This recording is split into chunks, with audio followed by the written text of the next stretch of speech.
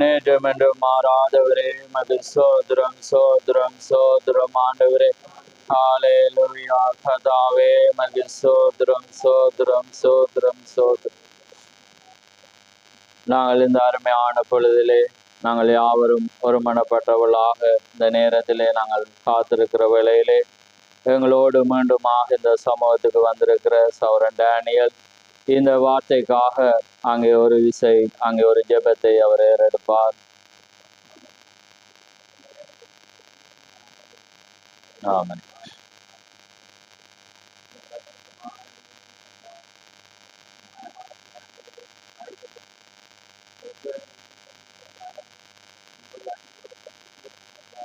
ஆமென்.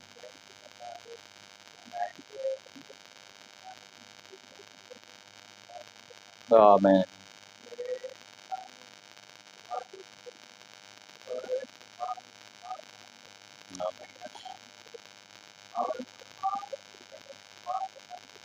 ஆமென்.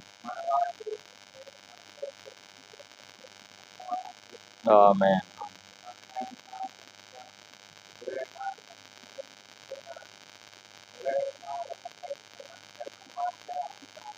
ஆமென். ஆமென். ஆமென்.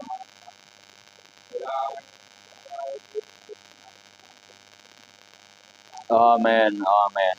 நாங்கள் எழுந்து நின்ற வண்ணமாகவே ஏசாயா 21ஆம் அதிகாரத்துக்கு நாங்கள் கர்த்தருடைய வார்த்தையை நாங்கள் திருப்புவோம். ஏசாயா 21வது அதிகாரம், பழைய ஏற்பாடு 825ஆம் பக்கம். அதிலே 21 6வது வசனத்தையும் 11வது வசனத்தையும் 12 நான் வாசிக்க போகிறேன். நீங்கள் யாவரும் எடுத்துக்கொள்ளுங்கள். ஏசாயா 21வது அதிகாரம், பழைய ஏற்பாடு 825ஆம் பக்கம், 6ஆம் வசனமும் 11 12 நான் வாசிக்கிறேன். ஆண்டவர் என்னை நோக்கி, நீ போய் காண்பதை தெரிவிக்கும்படி ஜாமக்காரனை வை என்றார். 11வது வசனம், தூமாவின் பாரம் செயிரிலிருந்து என்னை நோக்கி, ஜாமக்காரனே இரவு எவ்வளவு சென்றது என்று கூப்பிட்டு கேட்க, அதற்கு ஜாமக்காரன், விடியற்காலம் வருகிறது, ராக்காலமும் வருகிறது, நீங்கள் கேட்க மனதானால் திரும்பி வந்து கேளுங்கள் என்று சொல்லுகிறான். ஆமென்.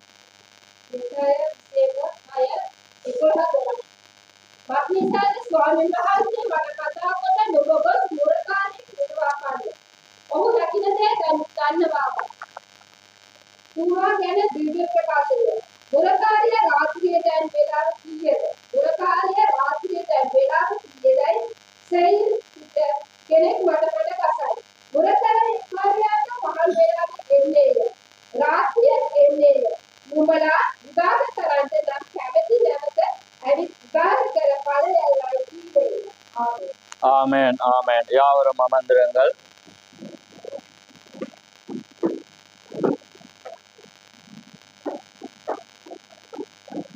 இடம் இருக்குது, உள்ள வந்துடு. சிஸ்டம் அதெல்லாம் இருக்குல்ல, இடம் இருக்குது.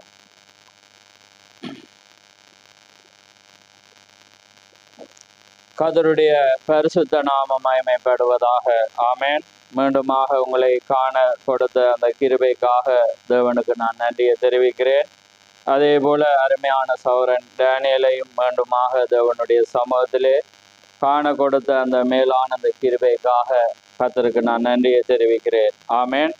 இந்த அருமையான நாளிலே அங்கே ஜாமக்காரனே இரவு எவ்வளவு சென்றது என்ற ஒரு அருமையான செய்தியை தீக்கர்சி அங்கே கொடுத்திருக்கிறார். அதிலிருந்து சில காரியங்களை இந்த நாளிலே நான் உங்களுக்காக நான் தர விரும்புகிறேன்.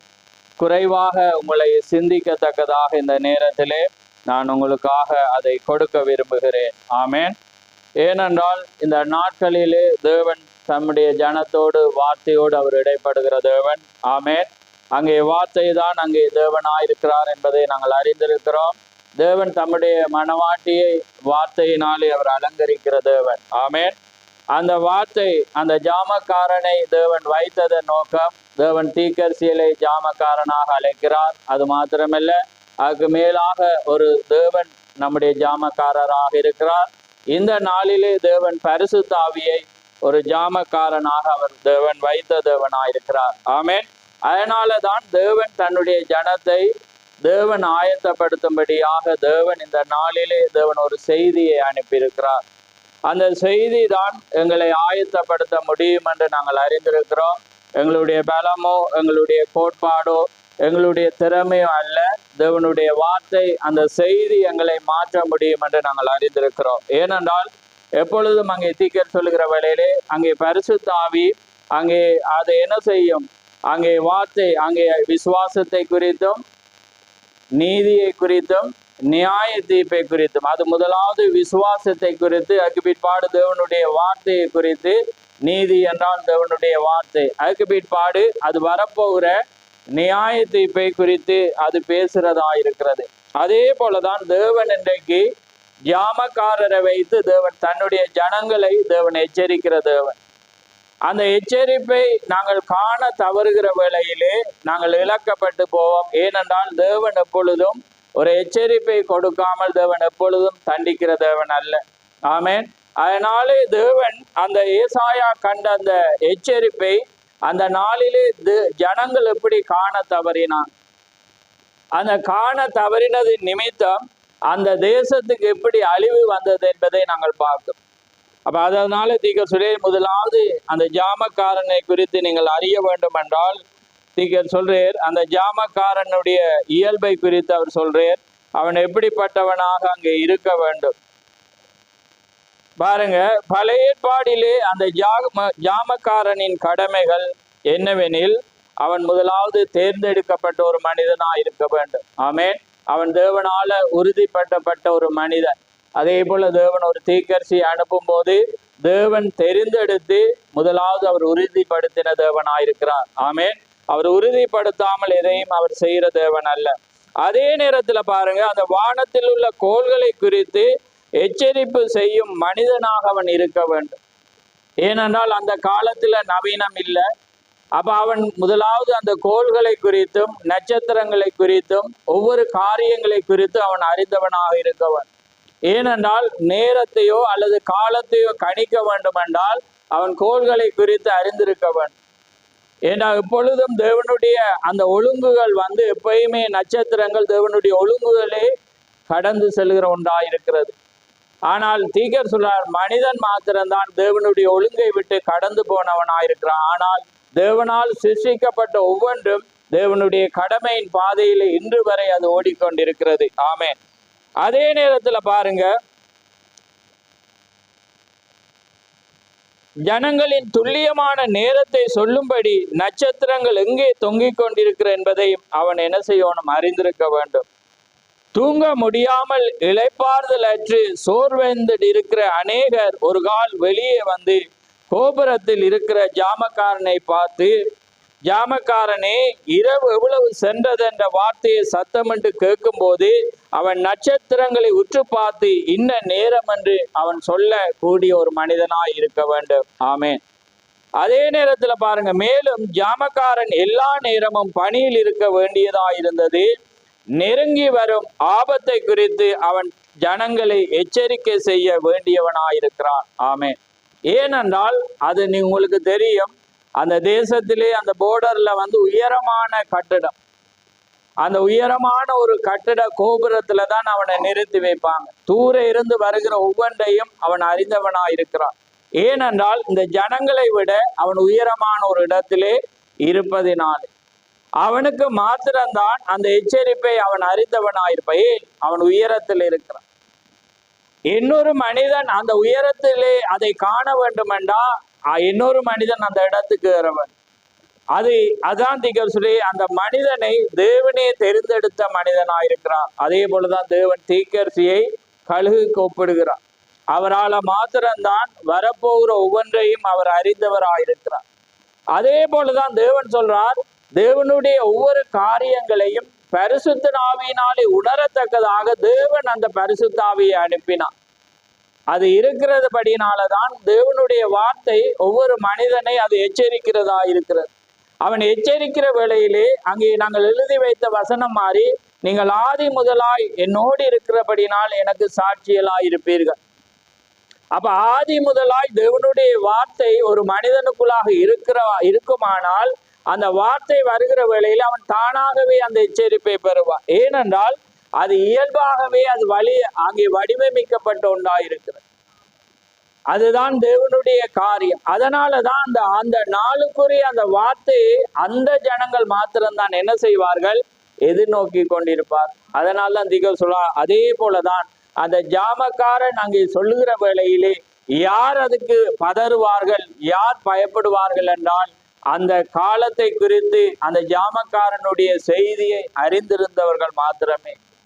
அப்ப பாருங்க, அந்த வார்த்தையை கேட்க முடியாதபடி திகழ்ச்சி இந்த காலத்தை சொல்லும் போது, இந்த காலத்துல பாத்தீங்கன்னா இன்னைக்கு அமெரிக்காவை எடுத்துக்கொண்டா, இன்னைக்கு அமெரிக்கா வல்லரசு, இன்னைக்கு அவங்க அதிநவீன ஆயுதங்கள் வச்சிருக்காங்க. அதனால இன்னைக்கு ரஷ்யா ஒரு குண்டை போடுவானண்டா அவங்க பயப்படுவாங்களா? அவங்க பயப்பட மாட்டான். ஏனென்றா அவங்க அவ்வளவு இராணுவ பலம். ஆனால் செய்தியை அறிந்த ஒரு மனிதனுக்கு மாத்திரம்தான் தெரியும் அவன் அவங்களுக்கு அடிப்பானன். ஆமென். ஏனென்றால் தேவன் கர்த்தருடைய தீர்க்கதரிசி கர்த்தர் உரைக்கிறதாவது, ரஷ்யா மீது அமெரிக்கா மீது அங்கே தேவன் அந்த அணுகுண்டை கொண்டு தேவன் ரஷ்யாவை கொண்டு அழிப்பார் என்றதுபடினால அந்த ஜனத்துக்கு மாத்திரம்தான் அந்த எச்சரிப்பை அறிந்திருப்பார். ஆனால் அந்த ஜனம் அறிந்திருக்கிறது, அவர்கள் போடும் முன்பு தேவன் எங்களை கொண்டு போவார். அதனாலே பாருங்க, இன்னைக்கு இந்த உலகத்துல எல்லாமே நடந்து போயிருக்கிற வேளையில அந்த மனவாட்டி மாத்திரம்தான் அந்த எச்சரிப்பை அறிவான். என்ன இன்னைக்கு ட்ரம்ப ஒரு சாரார் கிறிஸ்தவர்கள் அதை வரவேற்றாலும், நாங்களும் ஒரு காரணத்துக்காக அவனை நாங்க வரவேற்றோம். என்னதுக்காக? அந்த எருசலேமை அவன் தலைநகர் ஆக்கினதுக்கு. தேவனுக்கு யாரை கொண்டு எதை செய்யணும் என்று தேவன் அறிந்திருக்கிறார்.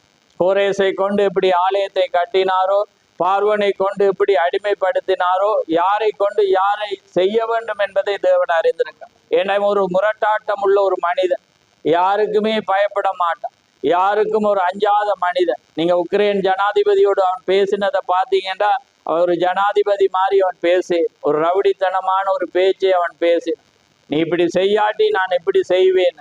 அதே போல இன்னைக்கு கமாசுக்கு இத்தனை மனத்தியாலத்துக்குள்ள நீ அங்கே அந்த அரஸ்ட் பண்ணி இருக்கிறவங்களை விடுதலையாக்காட்டி நீங்க அடியோடு இல்லாதபடி நான் அழிப்பேன்டான்.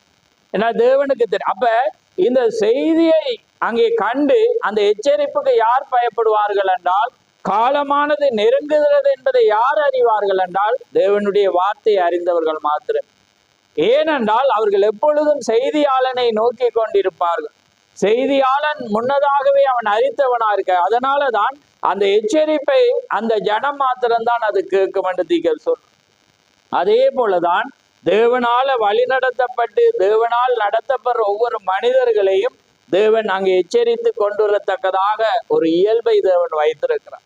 தீர்க்கதரிசி அருமையாக தன்னுடைய தகப்பனையும் தன்னுடைய மாமாவையும் சொல்லும் போது அங்கே தீர்க்கதரிசி சொல்றார், அவர்கள் அந்த கடைசி நேரத்தில் ஏதோ ஒரு காரியமானது அவர்களை வழி நடத்தினதை அவர் சொல்லுகிறார். அங்கே சொல்லும் போது அவர் என்ன சொல்றாருன்னா, தன்னுடைய கெண்டைக்கு வீட்டில் இருந்து ஜெபர்சனவிலுக்கு இவங்க வந்துட்டாங்க.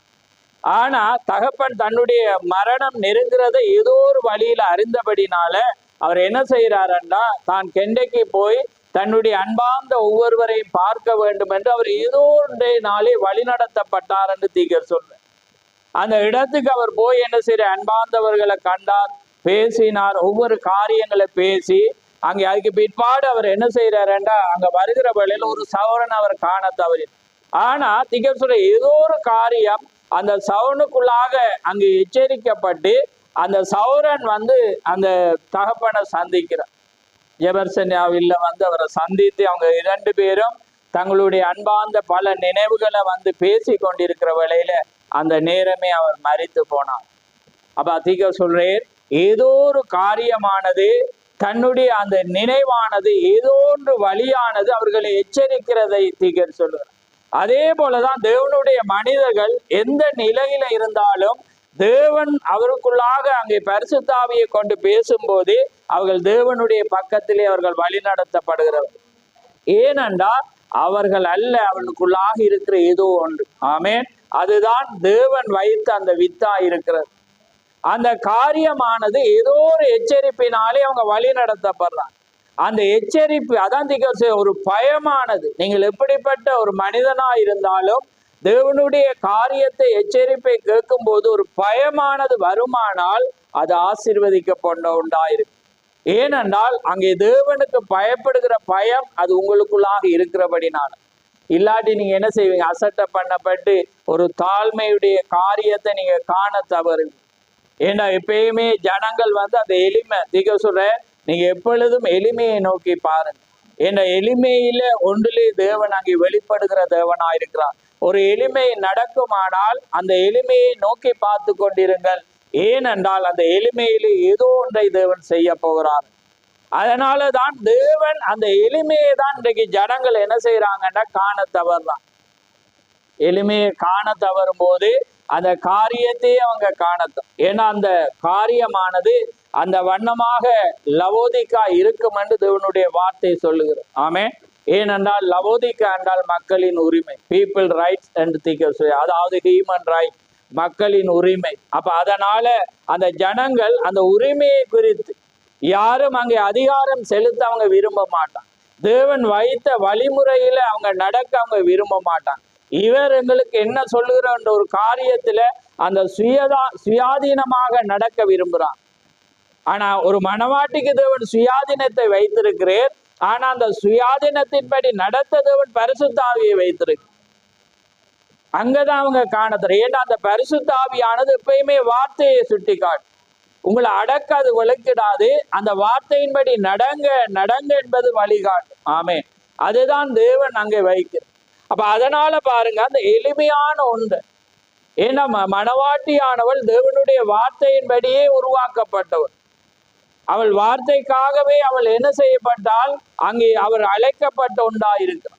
அவர் உலகத்துக்கு அங்கே வெளிச்சத்தை கொடுக்கும்படியாகவே அழைக்கப்பட்டார். அதனாலதான் தேவன் அவர் விடிவெள்ளி நட்சத்திரம், எங்களையும் விடிவெள்ளி நட்சத்திரமாக அவர் நினைக்கிறார். அதான் இப்ப நாங்க செய்தியில பார்த்த வானம் ராக்காலமும் வருகிறது, விடிய காலமும் வருகிறது. அப்ப அந்த ராக்காலத்துல நாங்க இருக்கிறோம் என்பதை, விடிய காலம் வரப்போறது என்பதை எது சாட்சி பகிர்ந்து கொண்டு இருக்கும்னு சொல்லுங்க பாப்பா. நட்சத்திரம் தான் சாட்சி. அந்த நட்சத்திரம் தான் விடிவு வரப்போகிறது.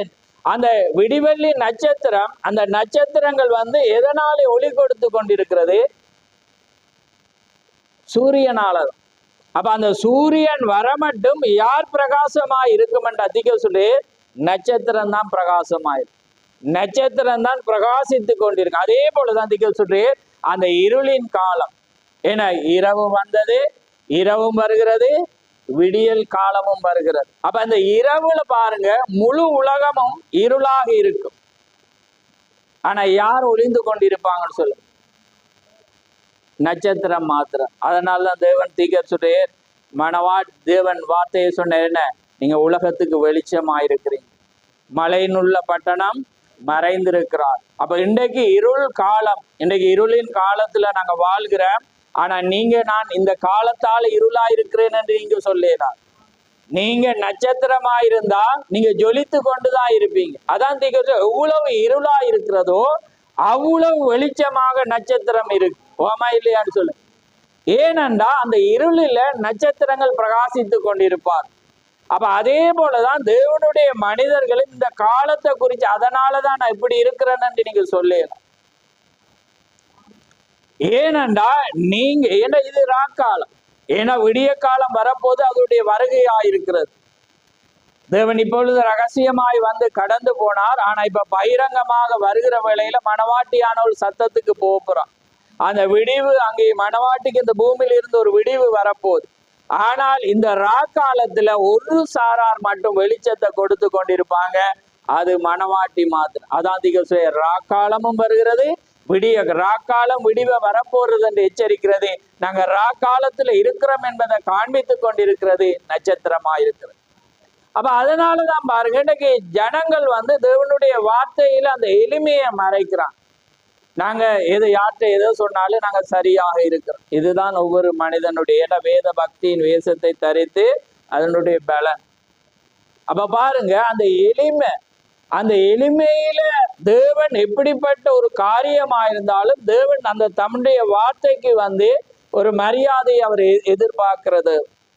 அப்ப அப்படி நீங்க எதிர்பார்க்கிறவங்களுக்கு ஒரு சிம்பிளான தீக்கன் சொல்றத அந்த சாந்த குணமுள்ள தீர்க்க சொல்லி அந்த ஆபிரகாமை குறித்து அவர் பேசும்போது, மோசையை குறித்து பேசும்போது சொல்லி சாந்த குணம் தேவன் சொல்றேன், மோசை வந்து இந்த பூமியில் உள்ள எல்லாரையும் பார்க்கிலும் சாந்த குணமுள்ள, ஏன்னா அவன் சாந்த குணமுள்ளவன் அந்த பூமியை சுதந்திரிக்கிறான். அன்னைக்கு நான் போன வாரம் ஒரு கட்டிங்க உங்களை சிந்திக்கிறதுக்காக நான் ஒரு கட்டிங்க நான் ஃபோனில் எடுக்கிறபடினால தவறா நினைக்கிறாங்க. நான் அந்த செய்தியை நீங்கள் அனுப்பினபடி அது ஃபோனில் இருக்கு பாருங்க. இதில் பாருங்க கவனமா, இந்த செய்திக்கு அது ஆதாரமாக இருக்கிறது. நீங்கள் அதை எத்தனை பேர் பார்த்தீங்கன்னு தெரியுது பாருங்க. தீக்கரிசி சொல்ற காரியம் பாருங்க. ஏண்டா நான் அந்த எளிமையை கொண்டு வந்து அங்கே காண போறேன். ஏண்டா இன்னைக்கு அநேகர் வந்து நீங்க எளிமையை வந்து அவங்க என்ன செய்யறாங்க, அந்த காண தவறாங்க தேவண்ட வார்த்தை. பாருங்க தீக்கரிசி சொல்ற காரியம் பாருங்க. யார பதறல் என்ற செய்தியில, எனக்காகவும் என் மனைவிக்காகவும் ஜெபிக்க மறந்து போக வேண்டாம். ஆமேன். என் மனைவி உலகத்தில் உள்ள எல்லா பெண்களை காட்டிலும் மிகவும் இனிமையானவர். என்னையா அப்படி யாராவது சொல்லிடுவோம் உங்களோட புருஷர்கள்? அப்ப அது தீக்கரிசி சொல்ற பாருங்க. என் மனைவி உலகத்தில் உள்ள எல்லா பெண்களை காட்டிலும் மிகவும் இனிமையானவர். ஏன் நான் இது சொல்றேன்டா, இதை செய்தியில வரப்போது பாருங்க. என் பிள்ளைகளுக்காகவும் ஜெபியுங்க. என்னையா? என் பிள்ளைகளுக்காகவும் ஜெபியுங்க. அவர்கள் ஒவ்வொருவரையும் கர்த்தராகிய இயேசு கிறிஸ்துவுக்காக உரிமை கோருகிறேன். ஏன்னா தேவன் உரிமையை தந்திருக்கிறேன். ரைட். பெக்கி சிறு பெண்ணாக இளம் பருவத்தில் இருக்கிறாள். அவளோட மகள் பெக்கி, அவள் மிகவும் அருமையான பெண். அதற்காக நான் தேவனை துதிக்கிறேன். கவனமா பாருங்க. அவள் புகைப்பிடிப்பதில்லை, மது அருந்துவதில்லை, யாருடனும் சுற்றுவதில்லை. அந்த பருவத்தில் அவள் இருக்கிறாள். அவள் கவலையீனமாக இருக்கிறாள். கவனிங்க, கவலையீனமாக என்ன செய்யறாளாம்? இருக்கிறாள். சபைக்கு செல்ல அவளுக்கு விருப்பம் இல்லை. எங்க செல்ல? யார மகள்? 20ஆம் நூற்றாண்டின் தீக்கரிசியிட மகள். பாருங்க, அதுக்காக பிளஸுக்காக நான் பேசல, நான் அந்த எளிமைக்காக பேசி கொண்டிருக்க. பாருங்க, சபைக்கு செல்ல அவளுக்கு விருப்பம் இல்லை. அப்படி சென்றாலும் அங்கு உட்கார்ந்து கொண்டு பிசின், அதாவது பபிள்கம் மென்று கொண்டிருப்பாள். பின்பு எழுந்து சென்று விடுவாள். அவள் பரிசுத்த ஆவியினால் நிறையப்படுவதை காண விரும்புகிறேன். என் மகன் ஜோசப் போதகனாவதை காண விரும்புகிறேன். என்னால் பிரசங்க பீடத்தில் நடக்க முடியாத நிலையை அந்நாளில் பழமையாய் போன என் வேதாமத்தை அவன் கையில் கொடுத்து, என் மகன் ஜோசப் இதில் நிலைத்திரு என்று கூற விரும்புகிறேன். அப்பொழுது மேலே செல்ல நான் ஆயத்தமாவேன். அப்ப பாருங்க, இப்ப தீக்கரிசி சொல்றேன், எல்லா உலகத்தின் பெண்களை பார்க்கிலும் என் மனைவி இனிமையானவர். ஆனா பாருங்க, அந்த இனிமையான மனைவி தீக்கரிசி அங்கே கார் வாஷ் பண்ணி கொண்டிருக்கிற வேளையில இந்த மகனுக்கு சரியான தண்டனை கொடுக்காததினால அவள் என்ன செய்யறான்டா, கதவெடுத்து அடிக்கிறான். இந்த உலகத்துல எல்லா மனைவி இனிமையானவளா இருந்தாலும் தேவன் அதை மன்னித்தாரான்னு சொல்லுங்க. மன்னித்தாரா இல்லையா? நான் ஏன்னா அந்த சபையை கிறிஸ்துவோட நான் பொறுத்துறதுக்காக, அதுக்காக கணவன் மனைவி சிந்திங்க. ஆனா நான் எந்த வேதம் நான் எப்பயுமே கிறிஸ்துவோட தான் உங்களை பொருத்தி கொண்டிருப்பேன். நாமே அதே நேரம் இன்றைக்கு தேவன் அந்த வண்ணம். அப்ப பாருங்க, அவ்வளவு சொஃப்டானவள். எப்பயுமே தீக்கரிசி வருஷ கணக்காக மாத கணக்காக காட்டுக்குள்ள ஜெபத்தோடு இருந்தாலும் பிள்ளைகளை பார்த்து அவரை கடமைக்காக இருந்து சில காரியத்துல அவர் அழிந்து போகாம இவ ஆலோசனை சொன்னதை எல்லாம் உங்களுக்கு பார்த்துருக்கு. அதுக்கு வேதத்திலையும் ஒரு மனைவி ஒரு பெரிய தீக்கரிசியை காப்பாத்துற சொல்லுங்க, மோசே. ஆமே. என்ன தேவன் மோசையை கொல்ல பார்க்கிற வேளையில யார் காப்பாத்தின? யாரு? சிப்போரால் தான் என்ன செய்யறாள்? காப்பாத்தினாள் என்று வேதமும் சொல்லுகிறது. தீக்கரிசி ஆணித்தரமா. அதே போல பாருங்க, தீக்கரிசியிட தவறில்லாம இங்கே சுட்டி காட்டி எப்பயுமே ஜெபத்துல தரித்திருந்து ஒவ்வொரு காரியங்களை செய்து அப்படிப்பட்ட ஒரு இனிமையானவர். ஆனா தேவனுடைய காரியம் என்று வரும்போது தேவன் அங்க பார்த்த பார்வையில அவ தவறும் போது தேவன் அங்க டிரெக்டா தண்டிக்க. அப்ப சபை எப்படி சிந்திக்க வேண்டும் அல்லது உங்களை நான் புரிய வைக்கிறதுக்காக நான் என்ன செய்யறேன்டா பேசிக்கொண்டு. அப்ப இன்னைக்கு ஜனங்கள் சபையார் வந்து இன்னைக்கு ஒவ்வொரு மனிதனும் சொல்ற காரியம் என்னண்டா, நாங்க சரியாக இருக்கு, நாங்க அவமதிக்க. ஆனா வேதம் என்ன செய்யறேன்னா உங்களோட குணாதிசயங்களே உங்களோட குணங்களே வந்து உங்களை காண்பிக்கிறது. அப்ப வேதாமத்தின்படி இன்னைக்கு சபை பெண்கள் இருந்தா நீங்க எப்பயுமே உங்களுக்கு கிறிஸ்து யாருன்னு சொல்லுங்க, புருஷன். அதுக்கு ஒரு வசனத்தை வாசிங்க, அந்த வசனம் வாசிக்கல, இத வாசி. 1 பேதுரு 2:18 வாசி. கடைசியில தான் அது வருது, நீங்க 18 வாசி. வேலைக்காரரே, அதிக பயத்துடனே உங்கள் எஜமான்களுக்கு கீழ்ப்படிந்திருங்கள். நல்லவர்களுக்கும் சாந்த குணமுள்ளவர்களுக்கும் மாத்திரம் அல்ல, முரட்டு குணமுள்ளவர்களுக்கும் கீழ்ப்படிந்திருங்கள். நிப்பாடு. என்னையாம்? நல்லவர்களுக்கும் சாந்த குணமுள்ளவர்களுக்கும் மாத்திரமல்ல, யாருக்கும் கீழ்ப்படியட்டாமா? முரட்டு குணமுள்ளவர்களுக்கும் கீழ்ப்படிந்திருங்க. அப்படியே வருது. ஏன்னா உங்களுக்கு எஜமான இது வந்து உலகத்துல பொதுவான எஜமானனும் இருக்கு, அதே நேரம் ஆவிக்குரிய எஜமானல்லே யார் வாரது? ஏன்னா சாரால் ஆண்டவனே என்றால் என்ன அர்த்தம்? உரிமையாளர், எஜமானன். ரைட், அது கீழே வாசி. மனசாட்சி நிமித்தம் ஒருவன் அநியாயமாய் பாடுபட்டு உபத்திரவங்களை பொறுமையாய் சகித்தால் அதுவே பிரீதியாய் இருக்கும். ரைட், ஆமென். பாருங்க, ஏனெனில் தேவன் மேல் பற்றுதலாய் இருக்கிற மனசாட்சி நிமித்தம் ஒருவன் அநியாயமா. இப்ப இவன் எப்படி பாடுபடுறான்டா, முரட்டாட்டம் உள்ள ஒரு மனிதனுக்கு எப்படி பாடுபடுறான்? அநியாயமா. ஏன்னா அவன் ஒரு இரக்கம் இல்லாம முரட்டாட்டமா வந்து இவளை கொடுமைப்படுத்துறான். ஆனா என்ன நடக்குது? அநியாயமாய் பாடும்போது போது பொறுமையோடு சகித்தால் அதுவே தேவனுக்கு முன்பாக பிரீதியாயிருக்கு. நான் சொல்லல, தேவன்ட வார்த்தை சொல்லுது, தீக்கரிசி சொல்றேன். ஏன்னா அந்த எளிமை, நான் தான் சொன்னேன், நான் ஆரம்பமே வந்து நான் ABCDக்கு போறேன். ஏன்னா இப்ப இந்த வருஷத்துல நிறைய ஆழமானதுக்கு போனோம். ஆனா இன்றைக்கு ஜனங்கள் பார்த்தீங்கன்னா எவ்வளவு செய்தி கொடுக்குறோமா, வேதத்துக்கும் அவங்களுக்கும் சம்பந்தம் இல்லாமையே நடக்கிற மாதிரி எனக்கு தெரியும். எங்களுக்கு வேதத்தின்படி 1-2 பேர் தான் தேவன்ட ராஜ்யத்துக்கு போறீங்கன்றதே தெரியும். ஆனா ஒவ்வொரு உண்மையான போதகனும் தேவன்ட ஜனங்கள் எப்பயுமே எச்சரித்து கொண்டிருப்பான். ஏன்னாண்டா தேவன்ட வழி. ஏன்னா எப்பயுமே நீங்க அந்த எளிமையில வந்து நீங்க என்ன செய்யறீங்க? நியாயம், உங்களோட உரிமையை. இன்னைக்கு பாத்தீங்கன்னா ஆணண்டாலும் பெண்ணண்டாலும் இன்னைக்கு உரிமையதான். ஆனா வேதம் வந்து உரிமையை, செம்மறி ஆடானது உரிமையை தூக்கி எறிஞ்சதா இருக்கு. ஆமே. ஏன்னா செம்மறி ஆடு தன்னை முடிய கூட இழந்து போகும், தன்னை கொல்ல போக்குள்ளேயும் பேசாம இருக்கு. இன்னைக்கு மனவாட்டி அப்படியா இருக்குன்னு சொல்லு. இன்னைக்கு உரிமை, அவர் அப்படி நடக்கிறேன் அதால கோவப்படுறேன், இவர் இப்படி நடக்கிற அதனால நான் அப்படி கோவப்படுறேன், அவ அப்படி சொல்லிட்டு அதனால நான். அப்ப அது யாரு? மனவாட்டியா இல்லாட்டி மற்ற வேறது வருது வெளிப்படுத்தல் அப்படி என்றுதான் நாங்க பார்க்கணும். ஏன்னா தேவண்ட காரியத்துல வந்து மனவாட்டியானவள் எப்படிப்பட்ட ஒரு காரியமா இருந்தாலும் அவள் சார்ந்த குணம் உள்ள. ஆமீன். அவள் வந்து காரியம் வந்து தேவனுடைய பார்வையில வந்து அந்த வண்ணமான ஒருவர். ரைட், இப்ப பாருங்க, அடுத்தது வாசி. நீங்கள் குற்றம் செய்து அடிக்கப்படும் போது பொறுமையோடு சகித்தால் அதனால் என்ன கீர்த்தி உண்டு? நீங்கள் நன்மை செய்து பாடுபடும் போது பொறுமையோடு சகித்தால் அதுவே தேவனுக்கு முன்பாக பிரீதியாய் இருக்கும். ஆமென். பாருங்க, நீங்க பிழை செய்து அடிக்கப்பட்ட அது தேவனுடைய பார்வையில பிரீதியே இல்லை. நீங்க தானா போய் கெட்டு போய் தானா போய் அங்கே தவற நினைச்சு தானா போய் இப்படி போய் விழுந்தா அதுல நீங்க சகிச்சுட்டு நான் பொறுமையா இருக்கேன் தேவன் சிச்சேன்னு சொன்னா அதுக்கு தேவனுக்கு சம்பந்தம். நீங்க நன்மை செய்து பாடெடுக்கக்குள்ளதான் தேவண்ட பார்வையில பிரீதியா இருக்கு.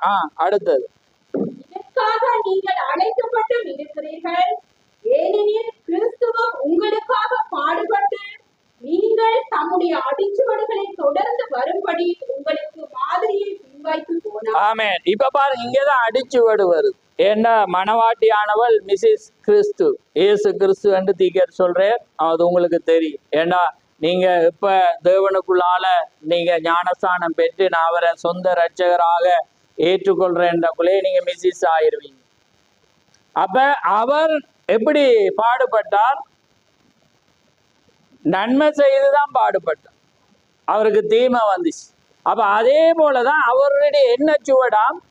அடிச்சுவடு. அதான் தீக்க சொல்ற. அப்ப பாருங்க, இன்றைக்கு இனிமையானவளுக்கே அப்படி ஏண்டா இன்றைக்கு கொடூரமானவளுக்கு எப்படியானவளா இருக்கு? இன்னைக்கு அப்படியா இருக்கு. உங்களோட அந்த டீப் லைட் மாதிரி முகம் மாறி போகும். பெண்கள் சாந்தமே இல்லை. ஏன்னா சாந்தமே இல்லை. முகத்திலே என்ன செய்யலாம்? காட்டி கொடுத்துரும். ஏன்னா ஆனா எப்பயுமே நீங்க அந்த வண்ணமாக இருக்கும் போதுதான் நீங்க தேவனுடைய ஸ்டெப்ல இருக்கிறீங்க. அதை தான் நான் சொல்லவா. ஆனா உங்ககிட்ட கதைச்சா உங்ககிட்ட கேட்ட என்ன சொல்ல, நாங்க சரியா நீங்க பலவீனமா இருக்கிறீங்க, நீங்க விசுவாசத்துல பலவீனமா இருக்கிறீங்க, இப்படி நடங்கண்டா உங்களுக்கு எப்படி தெரியும் நான் கடவுளுக்குள்ள இருக்கிறேனா இல்லையா? அதான் ஒவ்வொரு மனிதனுடைய பேச்சா இருக்கு. ஓமா இல்லையான்னு சொல்லு.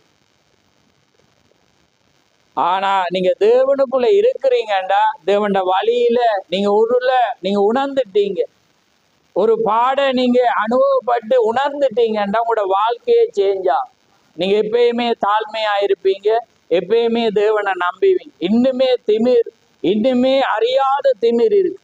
அங்கே லவோதிக்கால வேதம் சொல்லுது, நீ நிர்வாணியும் குருடாயும் இருக்கிறதை அறியாது இருக்கிறாய். நான் இதை காண்றேன். ஏன்னா நீங்க நிறைய பேர் அப்படி இருக்கிறது அறியாம இருக்குது. ஆனா சரியன்றீங்க. ஏன்னா லவோதிக்கா சரியன்று. ஏன்னா வேதண்டைக்கு போய் வாசிங்க, நீங்க பிள்ளையா இருந்தாலும் உங்களை சரியன்னு சொல்லத்தக்கதாக ஒரு ஆவி உங்களுக்குள்ள இருக்கு. ஆனா நீங்க தேவனுடைய பார்வையில உங்களோட தவற உணர்ந்துட்டீங்க, பிழைய உணர்ந்துட்டீங்க, நீங்க தண்டிக்கப்படுறத உணர்ந்துட்டீங்கண்டா நீங்க தாழ்மையா இருப்பீங்க. உங்களோட பிழைய சுட்டி காட்டினாலும் நீங்க தாழ்மையா மாறுவீங்கண்டா நீங்க உணர்ந்துட்டீங்க, ஆண்டவரே நீர் என்ன ரட்சித்துட்டீங்க. ஆமே. அதுல நீங்க என்ன செய்வீங்க? நீங்க ஓடுகிறது தான் தேவனுடைய காரியமாக இருக்கும். ஆமே. அப்ப பாருங்க, அந்த ஜாமக்காரன் அங்க எச்சரிக்கிற வேலையில திக சொல்லி அன்றைக்கு நாள்ல வாழ்ந்த அந்த ஸ்திரீகள் தண்ணி எடுக்க வரக்குள்ள சிந்திச்சிருப்பாங்களாம், நாங்க எப்படியோ இந்த வாலிப பிராயத்துல எப்படியோ சந்தோஷமா இருக்கிற நேரத்துல இவன் மேலே இருந்துட்டு இதை ஒரு காரியமா சொல்லி கொண்டிருக்கிறான். ஏன்னா அது நான் சொல்லல, தீகர் சொல்றாரு. அதை தான் நான் சொல்றேன். அவர் ஏன்னா எப்பயுமே உங்களுக்கு தெரியும், தீகர்ச்சி அந்த காலத்துக்குள்ளே இறங்கி இருக்கு. ஆமே. தேவன் மறைக்கப்பட்டதை வெளிப்படுத்து. உபாகமம் 29:29 மாதிரி மறைக்கப்பட்டவைகள் தேவனுக்கு வெளிப்படுத்தப்பட்டவைகளோ நமக்கு தேவன் தீக்கர்ச்சி அனுப்பி இன்னைக்கு வெளிப்படுத்தி இருக்கிறார். ஆமேன். அதனால்தான் 7ஆம் தூதன் சத்தமிடுகிற நாட்களிலே தேவ ரகசியம் நிறைவேறு. அப்ப பாருங்க, இன்னைக்கு ரகசியத்தை தேவன் தீக்கர்ச்சி வராம மணவாட்டிக்கு அது வராது. அப்ப இன்னைக்கு தேவன் பரிசுத்தாவியை கொண்டு தேவன் என்ன செய்வார்? எச்சரிப்பார். என்னண்டா நீங்க சரியான ஸ்டெப்புக்கு வாரீங்கன்னா உங்களுக்குள்ள தாழ்மை ஏன்னா அந்த தாழ்மை சாந்தம் தான் உங்களை எங்க கொண்டு போய். என்ன தீக்கர் சொல்லி சாந்த குணமுள்ளவர்கள், மத்தேயு 5:5 என்ன சொல்லுது? சாந்த குணமுள்ளவர்கள் பாக்கியவான்கள். அவங்களுக்கு அவங்க என்னத்தை சுதந்திரிப்பாங்களா? பூமியை. அடுத்தது பாருங்க, அதை நாங்க சொல்லிட்டோம். வாசிங்க சங்கீதம் 22:26. ஏன்னா இன்னைக்கு மணவாட்டிக்கு சாந்தம் என்றாலே தெரியாது. இப்போ ஸ்டெப் வேற மாதிரி போகுது. ரைட், ஓகே பா.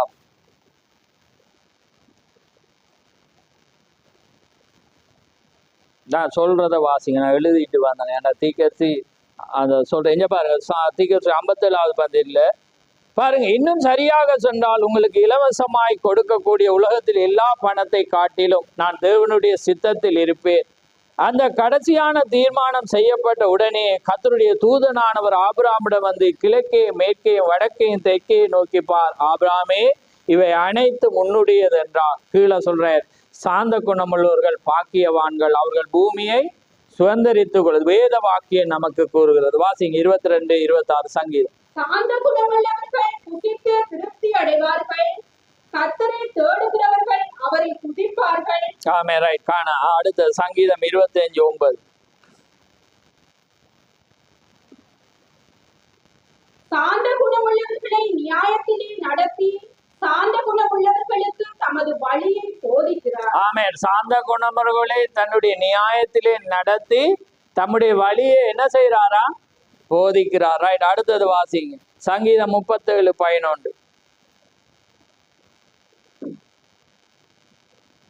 சாந்த குணங்கள் உள்ளவர்கள் பூமியை சுதந்தரித்து மிகுந்த சமாதானத்தினால் மனமகிழ்ச்சியாய் இருப்பார்கள். பாருங்க, சாந்த குணமுள்ளவர்கள் பூமியை சுதந்திரித்து மிகுந்த சமாதானம். சங்கீதம் 147:6.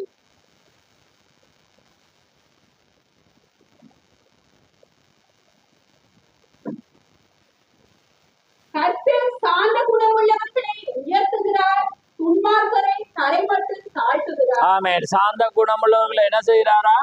உயர்த்துறா. இப்ப ஏன் நான் பேசுறேன்னா, உங்களோட சாந்த குணம் வெளிப்படும். மற்றவர்களுக்கு முன்பாக கிரியைக்கு வரும். டீப்ளேட்டை மாதிரி மாறி மாறி என்ன செய்யக்கூடாது? போடக்குள்ள பத்தி இருக்கக்கூடாது, அல்லது கலர் மாறக்கூடாது. ஓணான மாதிரி. ஓணான் என்ன சந்தர்ப்பத்துக்கு ஏத்துற மாதிரி தன்னை நிறத்தை என்ன செய்யும்? மாத்து. பச்சை இருக்கக்குள்ள பச்சையா இருக்கும். வேற இடத்துல போக்குல ப்ரௌனுக்கா மாறும். அப்படி இப்படி மாறும். கண்டிருக்கீங்களா? அப்ப அதே மாதிரிதான் கிறிஸ்தவங்க சந்தர்ப்பத்துக்கு ஏத்த மாதிரி என்ன செய்வீங்க? மாறக்கூடாது. நீங்க எப்பயுமே அதுதான். அப்பதான் நீங்க ராஜ்யத்தை எங்கட செய்தியே வரப்போற ராஜ்யம். இந்த பூமி எங்களுக்கு எப்பயுமே எதிராக இருக்கும். ஆமே. எப்பயுமே தேவண்ட வார்த்தையின்படி நிக்கக்குள்ள பாடுகள் இருக்கு. ஆனா எப்பயுமே நீங்க தேவண்ட வார்த்தையோடு நிற்கும் போது அவர் உங்களோடு இருப்பார். ஆமே. அதுதான் தேவனுடைய. ரைட், கடைசிய வாசிக்க நிறைய இருக்குது. கடைசி 149:4. கர்த்தர் தம்முடைய ஜனத்தின் மேல் பிரியம் வைக்கிறார், சாந்த குணமுள்ளவர்களை ரட்சிப்பினால் அலங்கரிப்பார். ஆமென். பாருங்க எப்படியான காரியம். அப்ப பாருங்க, அதனால சொல்லி சாந்த குணமுள்ளவர்கள் பாக்கியவான்கள், அவர்கள் பூமியை சுதந்திரித்துக் கொள்வார்கள். ஏனென்றால் தேவன் என் வார்த்தைக்கு கீழ்ப்படிந்தபடினால். அப்ப பாருங்க, தேவனுடைய காரியத்துல அதனாலதான் மோசேக்கும் அங்க வருது. அவர் சொல்ற, நீ எப்படி காரியத்தை நீ செய்த? மோசேயும் அந்த மீரியாமும் அவளும் அங்கே சௌரனும் அங்கே முறையிடுகிற வேளையில் அவர் சொல்றேன், எல்லா பூமியில எல்லா ஜனங்களை பார்க்க அவன் சாந்த குணம் உள்ள அண்டு பார்க்கக்குள்ள அவங்க பாருங்க அந்த காரியத்தை சொன்ன ஒரு வார்த்தைக்கு. ஆனா அவங்க போய் ஜெபிக்கிறாங்க காரியம், ஆனா தேவன் மன்னிக்க. அதே போல தீக்கர்சிட காரியத்துல அவள் பாருங்க, பூமியில உள்ள எல்லா ஸ்திரீகளை பார்க்கலும் தீக்கர் சொல்ற இனிமையானவள். ஆனா என்ன நடக்குது? கணவன் மனைவியும் தேவன் சொல்றேன், எண்ணாகமம் 14 வாசி சத்தம் சொல்லுது. போய் எனக்குள்ள பார்த்தோன்னா 2 பேருக்கும் பயம். யாருக்கு? தீக்கர்சிக்கு மனைவி. உடனே என்ன செய்யறாங்க? முழங்கால் படிடுறாங்க. நான் அப்பதான் யோசிச்சேன். பாருங்க, முழங்கால் படி மகத்தான தீக்கர்சி தேவன் முன்னுக்கு முன்னாக பேசின ஒரு தேவன். அவருடைய அறைக்குள்ள இறங்கி தேவன் பேசினவர். எப்பயுமே எல்லா காரியத்திலையும் வெளிப்படுத்த ஒரு மனிதன். பாருங்க, சாதாரணமாக ஜெபங்கள்ல இருக்கிறத பார்க்கும் போதே நாங்க எங்க இருக்கிறோம்னு நான் சிந்திக்கிறேன். நாமே அதனால நான் போன வாரம் சொன்னேன். ஏன்னா இன்னைக்கு பிசாசு எங்களுக்கு நேரமே இல்லாதபடி அப்படியே காரியங்களை செய்து கொண்டே அவன் என்ன செய்யறான்? ஓடுறான். ஆனா தீக்கர் சொல்றேன், நாங்க போன வாரம் பார்த்தோம். அவர் சொல்றேன், மீண்டும் ஏண்டா எங்கட சபை என்ற இதை சொல்லல. இன்னைக்கு தேவன் இந்த கடைசி நாட்கள்ல உருவாக்கின சபை பெந்தகோஸ்தே சபை. அப்ப அது ஆதி இன்னைக்கு செய்தியே எங்கட மூல செய்தி. ஆமென். எங்க ஆதி பெந்தகோஸ்தேக்கு தான் அது திரும்பும். அவதான் தீக்கர் முதல் வீதியா என்ன சொன்னான்? ஜனங்களுக்கு சுவிசேஷம் சொன்னோம். இரவுல சபையானது விழித்திருந்து ஜெபிச்சிச்சு. இங்க எங்க இன்னைக்கு ஜனத்துக்கு டைம் போட்டா நேரம் இல்லை, வர முடியாது காரியம் என்று சொல்லக்குள்ள. ஆனா நீங்க ஆதி உங்களோட உள்ளுணர்வு, அந்த உள்ளுணர்வு வழி நடத்துறதுண்டா நீங்க தானா வருவீங்க. ஏண்டா மரணமானது நெருங்கி கொண்டிருக்கிறது. ஒருவேளை வயதாகி வரலாம், அல்லது ஒரு மனிதன் எப்ப மறிப்பான்னு. ஆனா நீங்க கிறிஸ்துக்குள்ள இருந்த உங்களோட உள் உணர்வு தேவனை தேடி வர வைக்கும். ஆமே. அதான் அடுத்த மாமனாரை சொல்லும் போது அவர் அவர் தீக்கர்சிட்ட கேட்கிறார், நான் அவர் மரணம் நெருங்கிறது அவருக்கு தெரியாது, மற்றவங்களுக்கு தெரியும். ஆனா இவரை உள் உணர்வை பாருங்க, ஒரு ஆசை. அப்ப நான் வேட்டையாடணும், அணில் வேட்டையாட நீ வரணும் என்றக்குள்ள தீக்கர்சி அந்த டைம்ல ஒரு வேலையா இருந்தபடினால தேவனால வழி நடத்தப்படையில். ஆனா இவர் போய் அணில் வேட்டையை முடிச்சிட்டு கீழே இறங்கி வரக்குள்ள ஒரு சத்தம், பிராங்கி என்று ஒரு சத்தம் கேக்கு. என்னன்னு பார்க்கக்குள்ள அவர் மேல பார்க்கிறவுடைய தாயாரவையை கூப்பிடுறா. தாயார் மரிச்சு போயிட்ட ஏற்கனவே. ஆனா ஒரு சத்தத்தை நான் கேட்டேன், அது என்னுடைய தாயாருடைய சத்தமன். அதுக்கு பிற்பாடு அவர் என்ன செய்யறார், சபைக்கு போய் சபை யார்கிட்ட சொல்றார், எனக்காக நீங்க ஜெபிங்கன்னு. அவர் இடது பக்கம் இருந்தாருன்னு தீர்க்க சொல்லி அந்த இடத்துல 2வது சேர்ல இந்த இடத்துல இருந்து எனக்காக ஜெபிங்கன்னு சொன்னார். சொல்லி 2-3 தினங்கள்ல அவர் மரித்து போனார். நான் அவரை அடக்கம் பண்ணி. அப்ப தீர்க்க சொல்ல ஏதோ ஒரு காரியம் தேவன் பரிசுத்தவான்களை உணர்த்தி கொண்டிருக்கிறது. ஆமென். அதே போல இன்றைக்கு தேவன் உங்களுக்குள்ளாக தேவன் தன்னுடைய வார்த்தையை வைப்பாரானால் உங்களை ஏதோ ஒரு காரியம் உங்களுக்குள்ள தாழ்மவர், நீங்க எதையுமே பார்க்க மாட்டீங்க, எந்த மனிதனையும் நீங்க பார்க்க மாட்டீங்க. ஏண்டா நீங்க தேவன் ராஜ்யத்துக்கு போறதுக்கு எதுவுமே உங்களுக்கு தடையாக இருக்கக்கூடாது. அதனாலதான் நீங்க சொல்றீர், ஏனென்றா இந்த இடத்துல நீங்க சரிப்படுத்தாத எதுவும் அங்க போய் வரையல.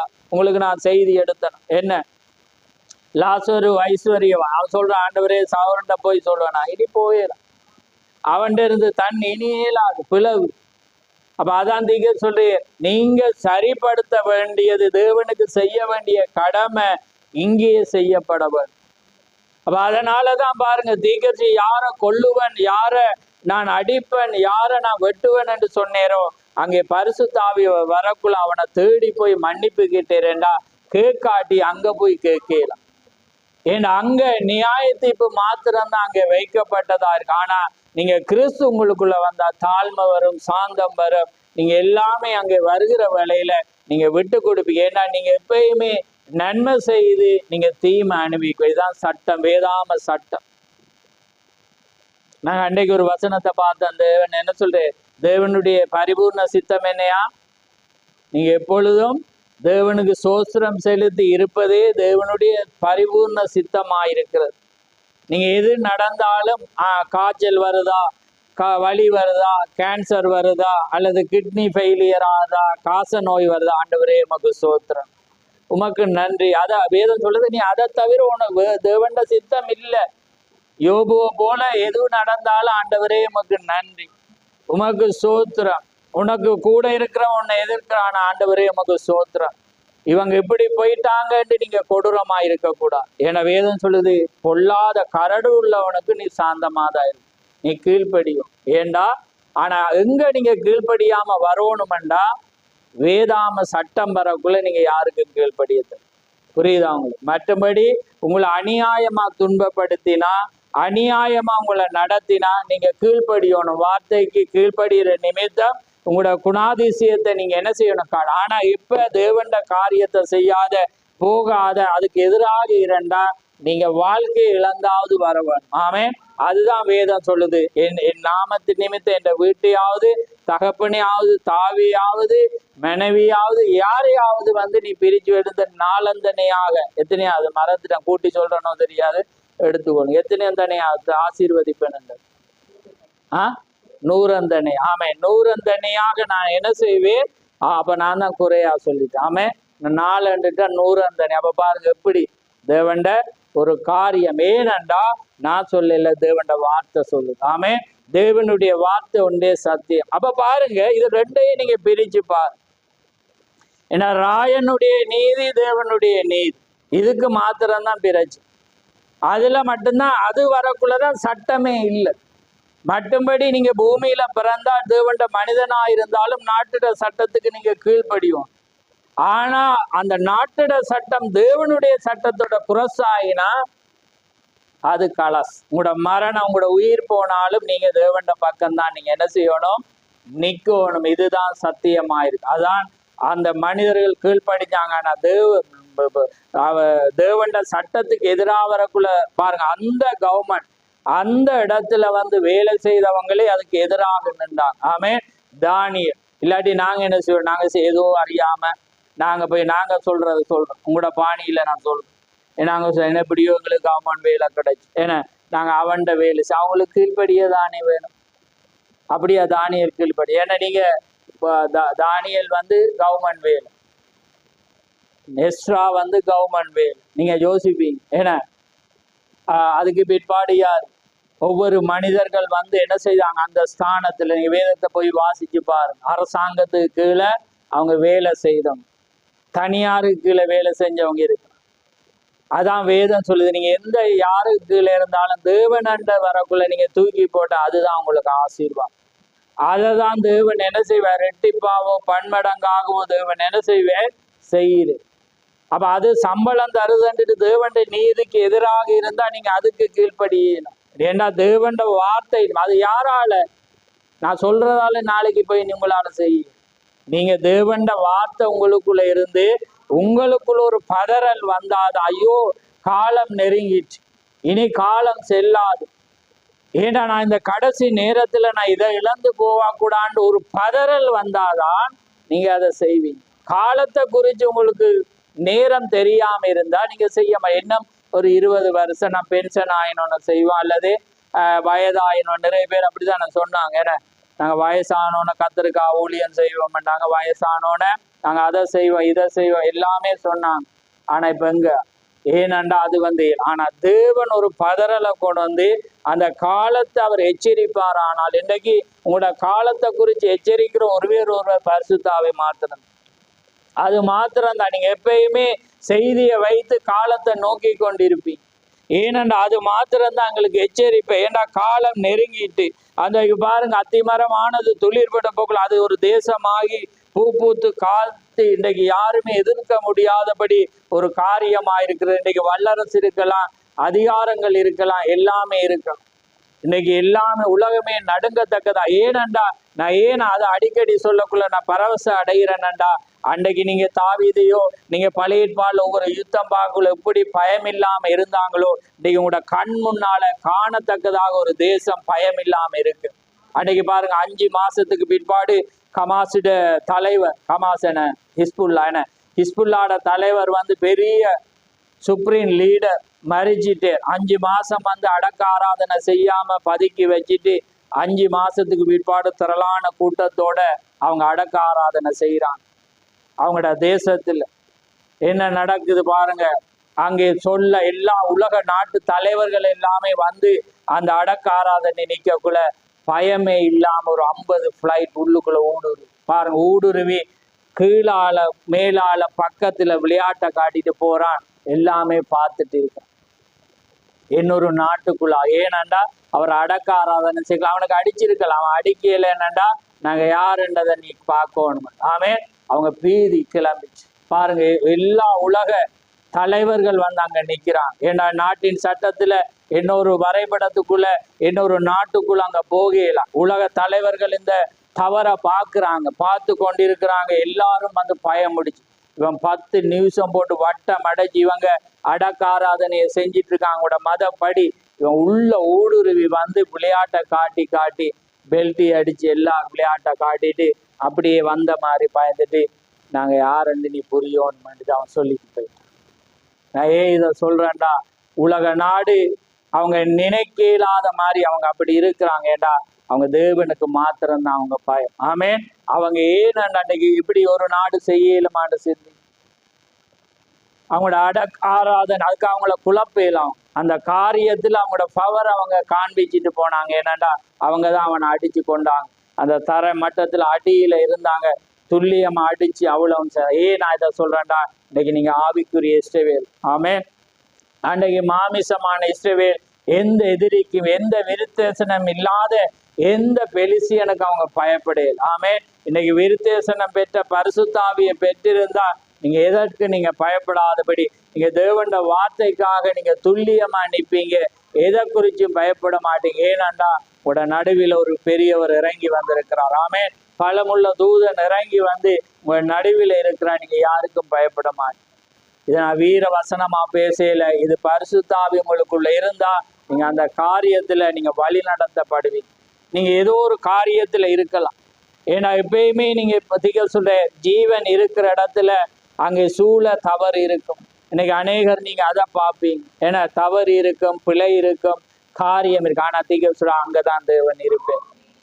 ஏனென்றா அதான் அநேகருக்கு அது இடராக இருக்கு. ஆனா நீங்க தேவனை தேடி வாங்க. தேவன் எளிமையில பாவத்துல தேவன் ஒரு காரியத்தை அவர் வைக்கிற தேவன். ஆமேன்.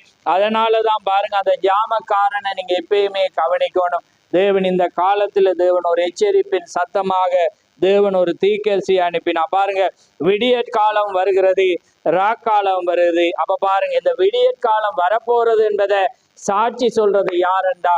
இந்த நட்சத்திரம். ஆமே. அப்ப அந்த நட்சத்திரம் நீங்க. ஏன்னா தேவன் ஆபிரகாமை பார்த்து சொல்றேன், நீ வானத்தின் நட்சத்திரங்களை வாங்கி நோக்கி பார், அது போல உன்னுடைய சந்ததி இருக்கு. அதான் ஒவ்வொரு மனிதனும் ஒரு நட்சத்திரத்துக்கு பிறந்திருக்கிறான். நீங்க அந்த நட்சத்திரமா இருந்தா, அந்த வானத்துல அந்த நட்சத்திரம் எதை காட்டி கொண்டிருக்கிறதுண்டா? உங்களை தான் காட்டி கொண்டிருக்கிறது. நீங்க இந்த இருளின் காலத்துல பிரகாசிக்க வேண்டும். நீங்க தான் உலகத்துக்கு ஒரு வெளிச்சத்தை கொடுக்கணும்.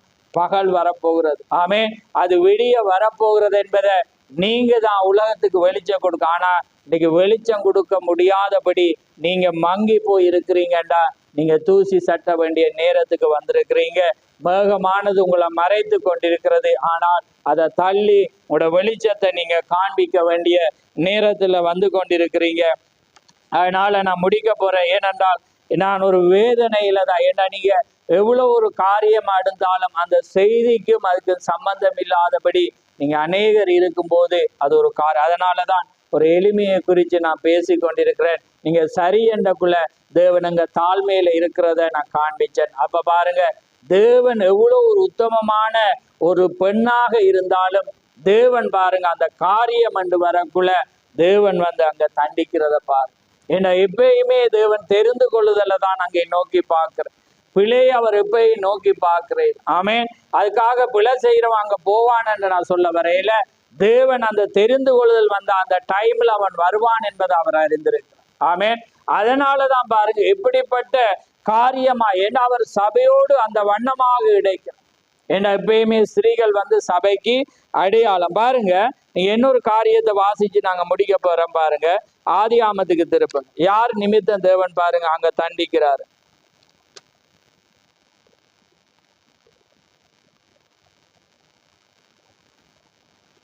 இருபதுல எடுங்க. 20ஆம் அதிகாரம் 3 வாசி.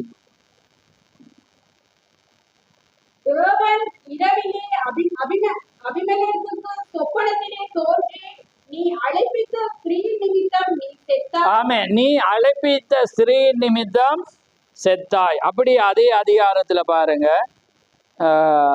16, 17 வாசி. பின்பு சாராளை நோக்கி, உன் சகோதரனுக்கு 1000 வெள்ளிக்காசு கொடுத்தேன். இதோ உன்னோடு இருக்கிற எல்லார் முன்பாகவும் மற்ற யாவர் முன்பாகவும் இது உன் முகத்துக்கு முக்காடாவதாக என்றான். இப்படி அவள் கடிந்து கொள்ளப்பட்டாள். அப்ப யார் கடிந்து கொள்ளப்படுறான்னா? சாராள். இப்படி அவள் கடிந்து கொள்ளப்பட்டாள். 17 வாசி. ஆபிரகாமுடைய மனைவியாகிய சாராள் நிமித்தம் கர்த்தர் அபிமெலேக்குடைய வீட்டாரின் கற்பங்களை எல்லாம் அடைத்திருந்தபடியா. ஆமென். இப்ப பாருங்க, யார் நிமித்தம் அங்க வருது ஸ்டெப்? ஆபிரகாமுடைய மனைவியாகிய சாராள் நிமித்தம் கர்த்தர் அபிமெலேக்குடைய வீட்டாரின் கற்பங்களை எல்லாம் அடைத்தார். அப்ப பாருங்க, ஆனா அவங்க எந்த ஸ்டெப்ல இருக்கிறாங்க? தவறுல இருக்கிறாங்க. ஏன்னா பொய்ய சொல்லி, ஏன்னா ஏமாத்தி ஒரு காரியம். ஆனா அவங்க யாரா இருந்தாங்க? தெரிந்து கொள்ளப்பட்டவங்களா. அப்ப அது நிமித்தம் பாருங்க, தேவன் பாருங்க அவங்களுடைய இது எல்லாமே என்ன செய்கிறேன்? அடைக்கிறேன். 18 பாருங்க, ஆபிரகாம் தேவனை நோக்கி விண்ணப்பித்து கொண்டான். அப்பொழுது தேவன் அபிமெலேக்கையும் அவன் மனைவியையும் அவன் வேலைக்காரியையும் குணமாக்கி பிள்ளை பெறும்படி அங்கே தேவன் என்ன செய்தார்? அனுக்கிரகம் பண்ணினார். அப்ப என்னத்தை தீக்கர் சொல்ல வாரேன்னா, அதே போலதான் எளிமை. அந்த எப்படிப்பட்டவங்களா இருந்தாலும் அந்த தவறு வரும்போது தேவன் தண்டிக்கிற தேவன். ஆமென். அதே போலதான் அந்த எளிமை. இன்னைக்கு ஜனம் வந்து எப்படியோ ஒரு நிலையில இருந்துட்டு தாழ்மை இல்லாம சாந்த குணம் இல்லாம நாங்க சரியாக இருக்கிறோம். ஏன்னா முரட்டாட்டம், அது வந்து முரட்டாட்டமாயிரும். அது தேவனுக்கு விரோதமான ஒன்று. அப்ப அதனால இன்னைக்கு இந்த காரியத்துல தேவன் ஜாமக்காரனே இரவு எவ்வளவு சென்றது என்று கேட்ட வேளையில அந்த ஜாமக்காரனுக்கு மாத்திரம்தான் எந்த காலத்துல எந்த நேரத்துல நாங்க எந்த டைம்ல இருக்கிறோம். அதே போல தேவன் ஒரு செய்தியாளனை அனுப்பி நம்ம எந்த காலத்துல நாங்க வாழ்கிறோம் என்பதை அவர் எச்சரித்து, இனி நிறைவேறதுக்கு ஒன்றுமே இல்லை, எடுத்து கொள்ளப்படுதலை தவிர எதுவுமே விடப்படவில்லை. இன்னைக்கு எல்லா பூமியாட்சியை பார்க்கிற வேளையில அங்க எங்க மியான்மர்ல நடந்ததுக்கு தாய்லாந்துல பில்டிங் விழுந்துச்சு. அந்த வீடியோ இப்போ வந்திருக்கு, நீங்க பார்க்கலாம். பார்க்குற வழியில் என்ன ஆட்டம், அந்த ஜனங்கள் வந்து உயிரை எப்படி ஒரு கையில வைத்திருக்கத்தக்கதாக அந்த ஒரு காரியம். அதே நேரத்தில் என்ன நடக்க போகுது, அதே போல உலகத்தில் ஒரு பெரிய ஒரு பூமியாட்சி மாத்திரமே விடப்பட்ட உண்டாயிருக்கிறது. அது விடப்படுகிற வேளையில என்ன நடக்கும், மரித்த பரிசுத்தவான்கள் என்ன செய்வாங்க, பூமியில் இருந்து எழுந்திருப்பாங்க. எழுந்து அவங்க என்ன செய்வாங்க, அநேகருக்கு வந்து காணப்படுவாங்க. அப்போ உங்களுக்கு முன்னால மரிச்சவங்களை நீங்க காண்பீங்க, அவங்களோட முகங்களை பார்ப்பீங்க. அந்த டைம்ல உங்களோட பொடி வந்து சேஞ்ச் ஆகும். உயிரோட இருந்தா, செத்து போயிருந்தா நீங்களும் வரணும், நானும் வரணும். ஆமேன். அல்லது அது நடக்குது, பூமியாச்சு வந்து என்ன ஒன்றையும் காணலண்டா நினைச்சு கொள்ளுங்க, எங்க போகணுமெண்டு போத்திரத்துக்குள்ள நம்ம போகணுமென்றதை நினைச்சு கொள்ளுங்க அந்த காரியத்தை. அப்ப அதனால இனி சடுனா நடக்கும், நடந்த பிறகு மனத்துக்கு ஒன்றுமே வராது. கிருபையானது அங்க ஸ்டெப்புக்கு போயிடும். கிருபை இல்லாம, அந்த தேவன் இல்லாம நீங்க எதுவுமே மாற முடியாது. அதனால எது எப்பன்னு எங்களுக்கு தெரியும். ஏன்னா நாங்க காலத்தின் முடிவுல வந்து இந்த ஒன்று மட்டும்தான் விடப்பட்டிருக்கு. ஏன்னா அமெரிக்காவுடைய 7வது தரிசனம் வந்து அமெரிக்கா புகைக்காடா, ஆனா அதுக்கு முன்னாலதான் அது நடக்கும். ஏன்னா தேவன் பூமிக்கு வர முன்பு அது அழியும். அப்ப இதுக்கும் 6வதுக்கும் 7வதுக்கும் இடையில என்ன செய்யணும், மனவாட்டி எடுத்து. சில பேர் சொல்றாங்க அது அழிஞ்ச 7வது நிறைவேறும். அப்ப 7வது நிறைவேறுதண்டா, அணுகுண்டு விழுதண்டா. அங்க மனவாட்டி இருக்கும்போது ஒரு அணுகுண்டு என்ன செய்யலாது, விளையலாம், அழிவு வரையலாம், என்ற புகைக்காடா மாறையலாம். அப்ப அதுக்கு முன்பாக அது நிறைவேறும். ஆனா 6வது அவள் அமெரிக்காவில் அழகுள்ள ஒரு ஸ்திரீ எழும்புவாள். திகசா ஒரு வேளை அது ரோமன் கத்தலிக்கா இருக்கலாம், ஒரு வேளை அது என்ன செய்யலாம், ஒரு அழகுள்ள பெண்ணாக. அப்படி பார்த்தா ரெண்டுமே நிறைவேறிச்சு. ஆமே. ஏனென்றா நீங்க பாத்தீங்கன்னா கமலா ஹாரிஸ் வந்து ஒரு நாள் ஜனாதிபதியா இருக்கிறாள், அதே நேரத்துல நீண்ட நாட்கள் பிரதமராயிருக்கு. அதுல திகசி வடிவா சொல்றேன், அவள் ஒரு நாள் அல்லது 24 மணித்தியால் ஒருவேளை பிரதமராக கூட இருக்கு. அது ஏற்கனவே நிறைவேறு. அப்ப பைடன் ஒரு நாள் வியாதியா இருக்கிற வேளையில அமெரிக்காவில் ஒரு நாள் அவள் என்ன செய்தாள், 24 மணித்தியாலும் ஜனாதிபதி ஆயிருந்து. அப்ப ஒருவேளை ரோமன் கத்தலிக்கா இருந்தா அது இப்ப கெனடியோட காலத்திலே அதை என்ன செஞ்சுட்டு நிறைவேறிட்டு, அதே அப்ப அங்க அந்த நேரமே அது என்ன செய்யிட்டு வந்துட்டு. ஏண்டா அது ரோமன் கத்தலிக் அமெரிக்காவுக்குள்ளாக வந்து இன்றைக்கு அவங்க என்ன செய்யறாங்க, ஒரு ரோமன் கத்தலிக் நாடாக மாறி இன்றைக்கு போப்போட வந்து அவங்க அரசியலும் மதமும் வந்து இணைக்கப்பட்டு. அப்ப அதனால நாங்க முடிவுல வந்துட்டோம். அதனால நேரம் இல்லை. ஆனா உங்களுக்குள்ளாக பரிசுத்தாவி இருந்தா நீங்க வழி நடத்தப்படுவீங்க. எப்படி அங்கே பிரணாமுடைய தகப்பனும் அவருடைய மாமாவும் எப்படி அந்த வழி நடத்தப்பட்டு தேவனுக்குள்ளாக அங்க வந்து தங்களுடைய நண்பர்களை, தங்களுடைய வீடுகளை, தங்களுடைய ஒவ்வொரு நேசம் உள்ளவர்கள் அவங்க பேசி பழகினாங்களோ, அதே போலதான் நீங்க தேவனால வழி நடத்தப்பட்டா தேவனுடைய ஜனங்களை சந்திப்பீங்க, தேவனுடைய ஜனங்களோடு உறவாடுவீங்க, தேவ சமூகத்தை நாடுவீங்க. ஏனண்டா அது நீங்க அல்ல, உங்களுக்குள்ளாக ஏதோ ஒன்று உங்களை என்ன செய்யறது, வழி நடத்தும். ஆமேன். அதனால கர்த்தர் உங்களை ஆசீர்வதிப்பாராக. அதனாலே நாங்கள் யாவரும் ஜெபத்துக்காக எங்களை தலை தாழ்த்துவோம். நன்றி ஆண்டவரே, நன்றி கர்த்தாவே, மது சோத்திரம் சோத்திரம் ஆண்டவரே, சர்வலவரே கொடான கொடி சோத்திரம். அப்பா பிதாவே மது சோத்திரம் சோத்திரம் சோத்திரம். மகா பரிசுமுள்ள பிதாவே, இந்த மகிமையான நேரத்துக்காக உமக்கு சோத்திரம். ஆம் கர்த்தாவே, இந்த மகிமையான இந்த நேரத்திலே உம்முடைய கிருபை நாளை உம்முடைய சமூகத்திலே வந்து கர்த்தாவே உம்முடைய நேரம் உம்முடைய வார்த்தையை கேட்க நீர் எங்களுக்கு கொடுத்த ஸ்லாக்கியத்துக்காக உமக்கு சோத்திரம். இம்மட்டு நேரமாக உம்முடைய அழகான வார்த்தைகளை கர்த்தாவே நாங்கள் சிந்திக்கும்படியாக நீர் பேசி நம்முடைய வார்த்தைக்காக உமக்கு சோத்திரம். ஆம் கர்த்தாவே, இந்த நாளிலே நீர் எங்களோடு இடைப்பட்டு கொண்டிருக்கிறீர். நீர் வார்த்தையின் பக்கங்களை திருப்பி கொண்டிருக்கிறீர். அதனாலே ஒவ்வொரு மனிதர்களும் உம்முடைய வார்த்தையின் பக்கம் திரும்பும் போது கர்த்தாவே நீர் உம்முடைய ராஜ்யத்துக்குள்ளாக நீர் வழி நடத்துகிற தேவன். அந்த வண்ணமாக இந்த நாளிலே ஒவ்வொருவோடு நீர் இடைபெற உம்முடைய மேலான அந்த கிருபைக்காக உமக்கு சோத்திரம். இந்த வேளை ஆசீர்வதியும், போதிக்கப்பட்ட செய்தி ஆசீர்வதியும், கேட்ட செவிகளை ஆசீர்வதியும், இனிமேல் கேட்க போற ஒவ்வொருவரையும் ஆசீர்வதியும். யாவை உம்முடைய கரத்தில் ஒப்பு கொடுத்து இயேசு கிறிஸ்து நாமத்தில் கேட்கிறோம். ஆமென், ஆமென். என் ஆத்துமாவே கர்த்தரை சோத்ரி, என் முழு உள்ளமே அவருடைய பரிசுநாமத்தை சோத்ரி. என் ஆத்துமாவே கர்த்தரை சோத்ரி, அவர் செய்த சகல உபகாரங்களையும் மறவாதே. ஆமென், ஆமென். கர்த்தர் தாமே உங்கள் ஒவ்வொருவரையும் ஆசீர்வதிப்பார்.